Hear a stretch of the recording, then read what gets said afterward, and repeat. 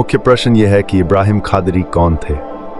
आप सभी मुख्य बिंदु को मिस कर रहे हैं। इब्राहिम कादरी या तो एक ब्रह्म है या एक इस्लामिक फरिश्ता। उपन्यास के अंत में एक मोड़ आता है जहां नजीब उनकी तस्वीर देखते हैं, जिससे ये प्रश्न उठता है कि क्या वो असली हैं या नहीं। उपन्यास पढ़ने के बाद मुझे व्यक्तिगत रूप से ऐसा लगा कि इब्राहिम कादरी एक अपराधी थे जो रेगिस्तान में भागने में विफल रहे और मर गए।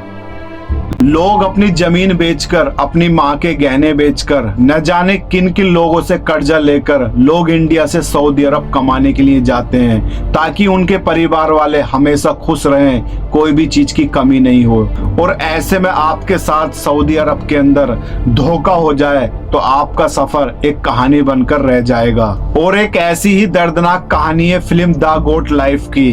ये मूवी एकदम रियल कहानी पर बनाई गई है, इसमें कोई झूठ नहीं है। जब लोग इंडिया से सऊदी अरब कमाने के लिए जाते हैं, वो कुछ अच्छे सपने लेकर जाते हैं ताकि वहां जाके वो पैसा कमाएं और अपने परिवार को अच्छी तरीके से चलाएं। उनको क्या पता है कि जहां हम जा रहे हैं, अगर हमारे साथ कोई धोखा हो जाए तो हमारा सफर जो है एक कहानी बनकर रह जाएगा। तो ऐसी ये कहानी दिखाई गई है इस मूवी के अंदर नजीब और हकीम की। हकीम जो है सऊदी अरब जाते हैं कमाने के लिए, बड़े खुश जाते हैं, अपनी माँ के गहने बेचकर, अपनी जमीन बेचकर सऊदी अरब कमाने के लिए जाते हैं। इनको ये नहीं पता था कि हम सऊदी अरब जाएंगे और हमारे साथ क्या होगा। तो आज मैं आपको सब कुछ बताऊंगा इस वीडियो के अंदर द गोट लाइफ के बारे में।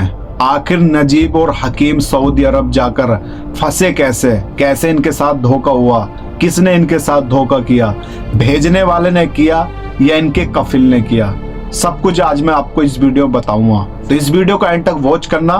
कहानी पसंद आए तो वीडियो को लाइक कर देना और चैनल को सब्सक्राइब कर देना। तो चलते हैं, आज की इस वीडियो को शुरू करते हैं। कहानी स्टार्ट होती है सऊदी अरब के एयरपोर्ट से। नजीब और हकीम जो है सऊदी अरब जाते हैं कमाने के लिए हेल्पर के काम में। जैसे ही सऊदी अरब के एयरपोर्ट पर उतरते हैं तो जैसे एयरपोर्ट से बाहर निकलते हैं तो एक शख्स खड़ा हुआ बोलता है कि आप इस फ्लाइट से आए हो। नजीब के मुंह से निकलता है नो। तो ये शख्स जो है बाद में किसी और को देखने लगता है और नजीब को ये नहीं पता था कि ये जो लड़का खड़ा है जो हमसे पूछ रहा है यही हमारा स्पॉन्सर है, यानी हमारे कफिल ने इसको भेजा है हमको बुलाने के लिए। और इतने में एक सऊदी आता है जो इनका पासपोर्ट ले लेता है और बोलता है कि मैं आपका कफिल हूँ। तो इनको जो है अपनी गाड़ी में बिठाकर ले जाता है और लेके कहाँ जाता है, वीरान रेगिस्तान में। 50 किलोमीटर दूर तक कोई भी गांव, कोई भी शहर, कोई भी रोड नहीं होता है, सिर्फ रेगिस्तान होता है। तो नजीब को और हकीम को जो है अपने दोस्त के खेमे पर लेकर जाता है ये सऊदी। उसके बाद जो है ये सऊदी जो है इन दोनों भाई को जो है इनको अलग कर देता है। एक को अपने दोस्त के पास छोड़ देता है और दूसरे को अपने साथ ले जाता है। और ये दोनों चिल्लाते कि हम अलग मत करो, हमें एक साथ काम करना है। पर नहीं, ये सऊदी जो है इनको अलग अलग कर देते हैं। फिर बाद में नजीब जो है इस सऊदी की गाड़ी पर बैठकर इसके साथ आ जाता है और आके क्या देखता है कि कोई दूर दूर तक कोई भी नहीं है, सिर्फ रेगिस्तान के बीच एक खेमा है। और ये सऊदी जो है आपस में कुछ बात करते हैं, बोलते हैं कि ये नया है, इसको काम करने के लिए लेकर आए हैं। तो इस कहानी के अंदर यहाँ पर एक शख्स और दिखाई देता है जो काफी बूढ़ा होता है, वो भी यहाँ पर काम करता हुआ होता है और वो एक आंध्रा का होता है। उसको जो है तमिल नहीं आती है। जब ये नजीब जो है इस शख्स को देखता है तो खुश हो जाता है। ये बूढ़ा शख्स जो है नजीब को बंगाली कहकर बुलाता है, पर नजीब बोलता है कि मैं बंगाली नहीं हूँ, मैं हिंदी हूँ, केरला केरला। तो उसके बाद जो है ये कोई और वर्ड नहीं निकालता है। जैसे दूसरे दिन को कहता है कि मुझे ये काम नहीं करना, मैं हेल्पर ही आया हूँ, कंपनी का वीजा है, कफिल कफिल। क्योंकि नजीब नया होता है, इसको अरबी मालूम नहीं होती है, तो कफिल जो है इसकी बात नहीं सुनता है। इसको कहता काम कर काम कर काम कर। इसका जो कफिल होता है वो इसके साथ जो है गलत बिहेव करता है। और इसी कहानी में एक और दिखाया है कि जैसे नजीब को जो है काफी वक्त हो जाता है तो उसकी दाढ़ी भी काफी बड़ी हो जाती है और वो देखता है कि मुझे कितने साल हो गए, मुझे खुद नहीं पता, मेरा ऐसा हाल हो गया, मैं कैसा था और कैसा हो गया। और एक बात और नोटिस करिए इस मूवी के अंदर, जहां पर कुछ बकरियां जो है पानी पी रही होती हैं और नजीब भी उन्हीं की तरह पानी पी रहा होता है। एक बात पता चलती है, जब इंसान किसी माहौल में रहता है तो उसी की सीख पा लेता है। अब आप लोग खुद देख लो, इस मूवी के अंदर नजीब जो है एक जानवर की तरह पानी पी रहा होता है, क्योंकि उसको जो है कोई और तरीका नहीं आता था, सब कुछ भूल गया था। आगे इस कहानी में दिखाया जाता है कि बारिश से बचने के लिए नजीब अपने जानवर को एक पहाड़ी के नीचे छुपा देता है ताकि यहाँ पानी नहीं आए। उसके बाद जो है नजीब जो है एक रोटी खाता है, रोटी का एक टुकड़ा तोड़कर एक बकरी के मुंह में देता है। और नजीब के खाने का तरीका देखो, जैसे बकरी खा रही है उसी तरीके से नजीब रोटी खा रहा होता है, क्योंकि जब इंसान एक ऐसे माहौल में रहता है तो उसी की सीख पा लेता है। इसने कुछ सालों से जो है किसी को कुछ नहीं बोला था, इसकी आवाज भी जो है डाउन हो गई थी, आवाज ऐसी हो गई थी कुछ बंद हो गई थी। सिर्फ किसकी आदत पड़ गई थी नजीब को, सिर्फ हुर हुर हुर करने की, यानी बस ये वर्ड निकालता था और इसकी आवाज जो है सारी बैठ गई थी, क्योंकि काफी साल से इसने किसी से बात नहीं करी थी, किसी से बोला नहीं था। जब कोई इंसान किसी से बात नहीं करेगा, किसी से बोलेगा नहीं, तो उसकी आवाज जो है एकदम बैठ जाएगी, बंद हो जाएगी। अगर आप किसी से बात कर रहे हो तो आपकी आवाज एकदम कड़क आएगी। और नजीब की आवाज ना बोलने की वजह से गला बैठ गया था, आवाज जो है गिलिच हो गई थी। सिर्फ क्या आवाज निकलती थी, जानवर को बुलाने के लिए, हुर हुर हुर। फिर उसके बाद जो है नजीब एक पहाड़ी के अंदर जाता है और देखता है, एक रोशनी देखता है, और वही एक रोशनी उम्मीद की किरण होती है। जैसे बाहर निकल कर देखता है, एक शख्स आ रहा होता है और उसको देख कर करता हुर हुर हुर, यानी उसको जो है इतनी भी समझ नहीं होती है कि उस समय ये पूछ लूं कौन है।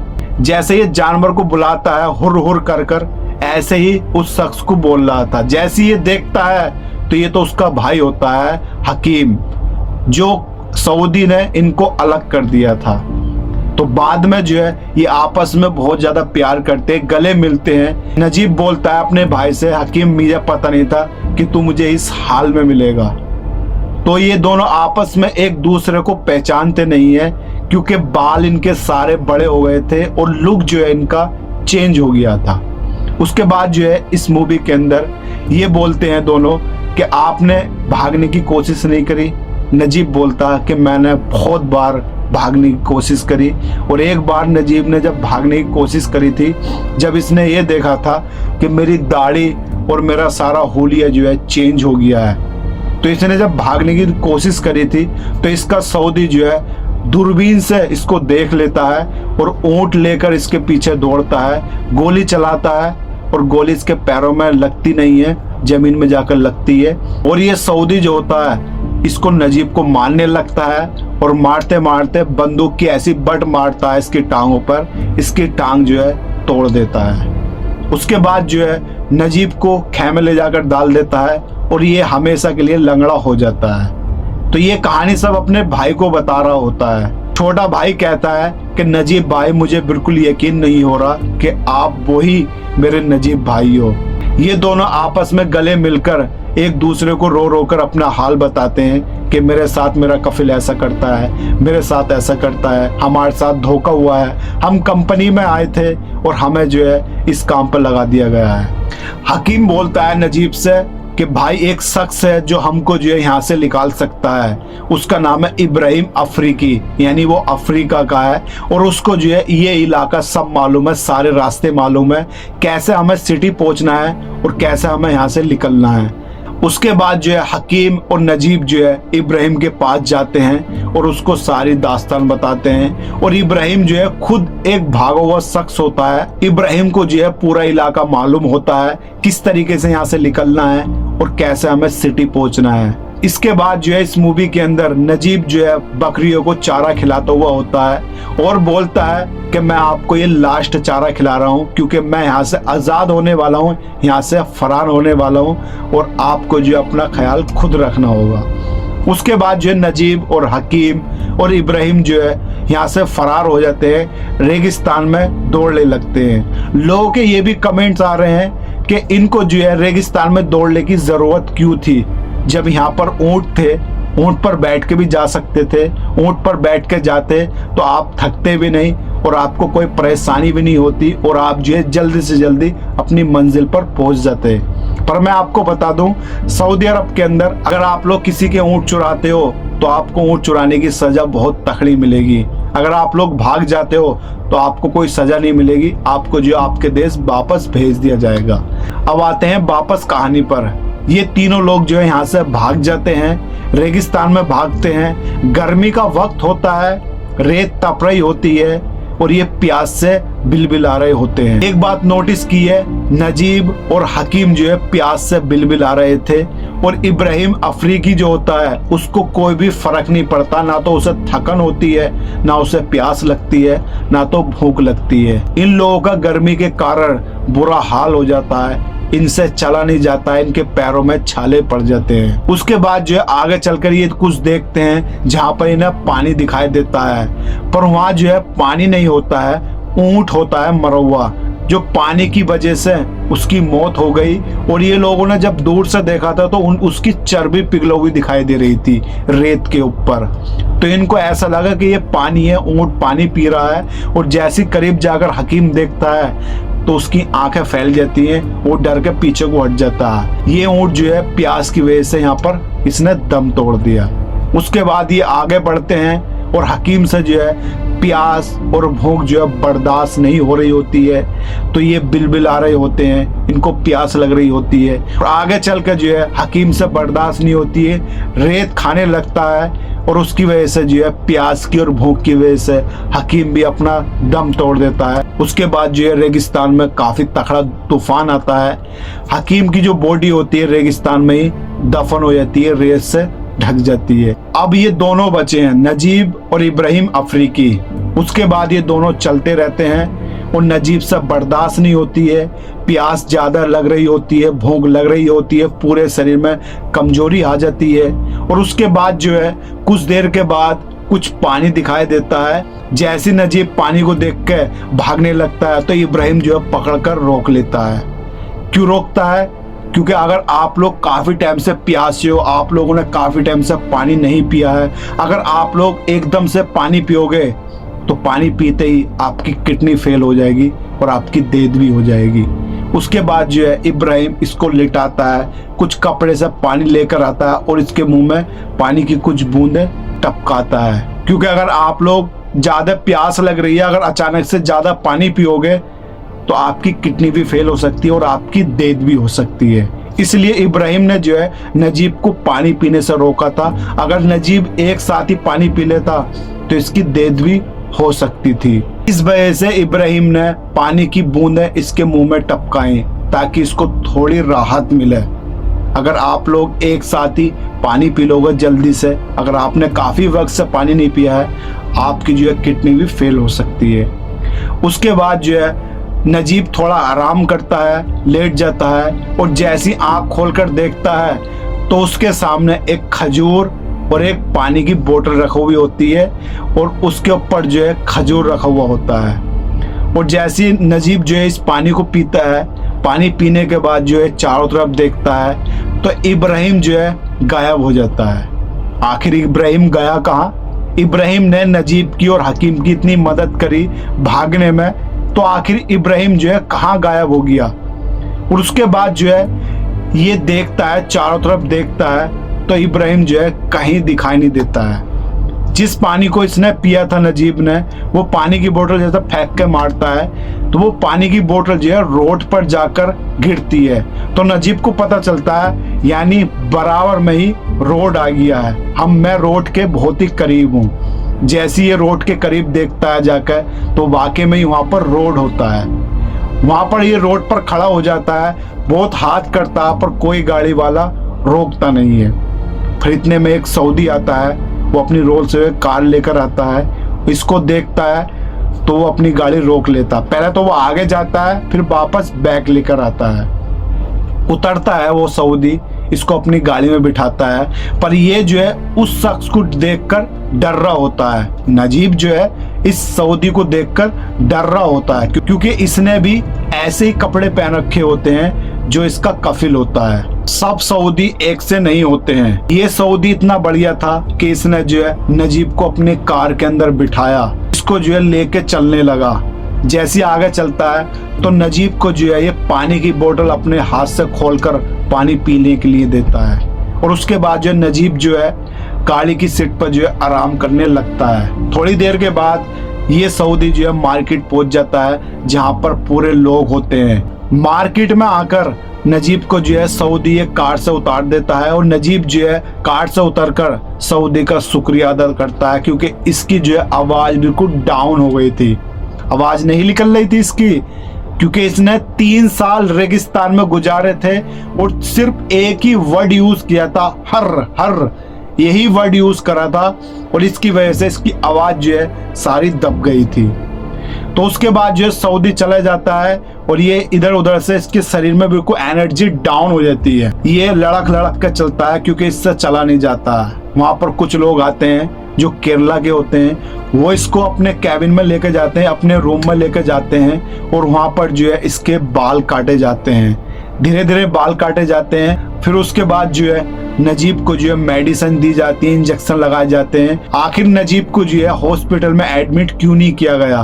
देखो सऊदी का एक रूल है, जब तक आपके पास इकामा नहीं होगा, सिविल आईडी नहीं होगी, तो आपको जो है हॉस्पिटल में एडमिट नहीं किया जाएगा, आपको जो है हॉस्पिटल में जो है कोई भी दवाई नहीं देगा।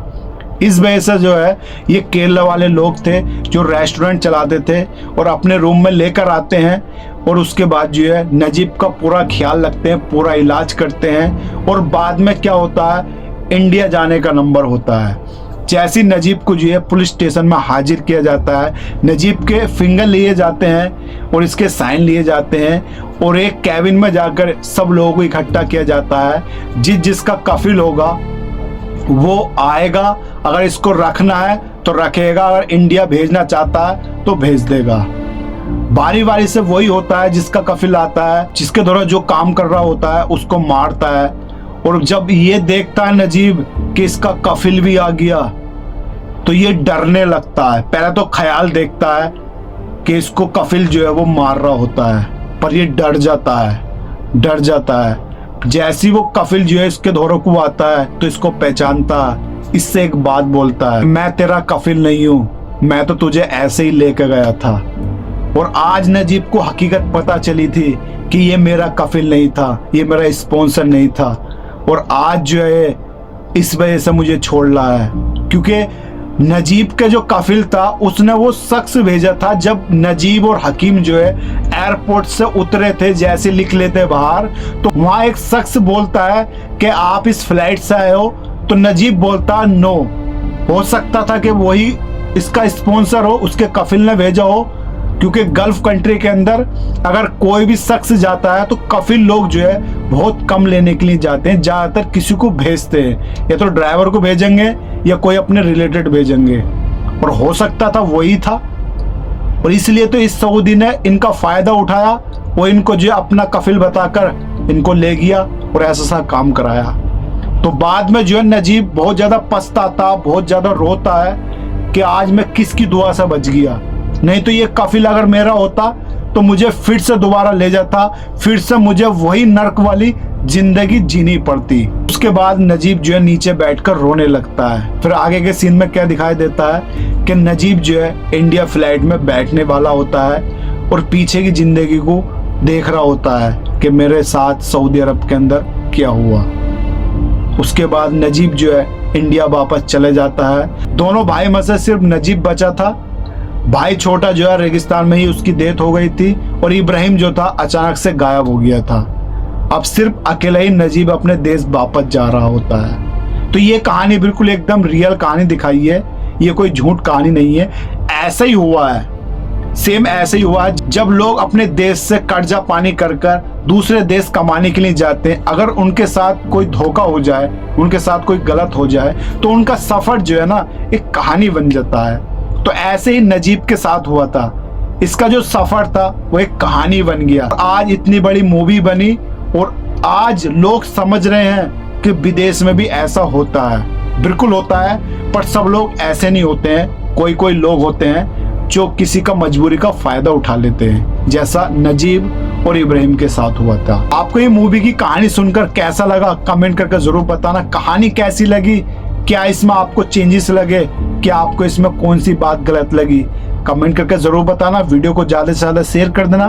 वीडियो अच्छी लगे वीडियो को लाइक करना, चैनल को सब्सक्राइब करना। मिलते हैं ऐसी नई वीडियो के साथ, तब तक के लिए जय हिंद, वंदे मातरम।